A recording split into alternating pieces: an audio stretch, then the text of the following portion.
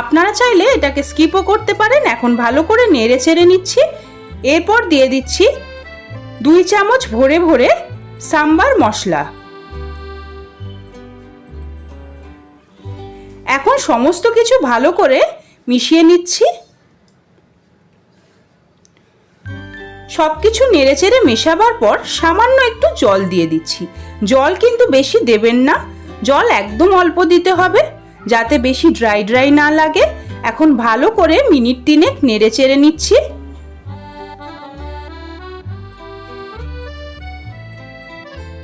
এখন আমাদের আলু সাম্বার একদমই তৈরি।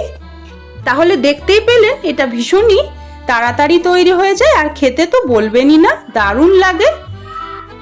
আপনারা একবার এইভাবে বানিয়ে আমাকে কমেন্ট করে জানাবেন যে আপনাদের কেমন লাগলো। ভালো লাগলে লাইক করতে ভুলবেন না। আমার চ্যানেলকে সাবস্ক্রাইব করে আমার পাশে থাকবেন। বন্ধুদের সঙ্গেও বেশি বেশি করে এই রেসিপিটি শেয়ার করবেন। এটি একটি ভীষণই ইউনিক রেসিপি। আশা করছি আপনাদের সকলের খুব ভালো লাগবে। আজকের মতন এই পর্যন্তই। আবারও হাজির হয়ে যাব নতুন কোনো রেসিপির ভিডিও নিয়ে। সেই পর্যন্ত আপনারা সবাই খুব ভালো থাকবেন ও সুস্থ থাকবেন। এতক্ষণ পাশে থাকার জন্য, ধৈর্য ধরে ভিডিওটি দেখার জন্য আপনাদের অনেক অনেক ধন্যবাদ।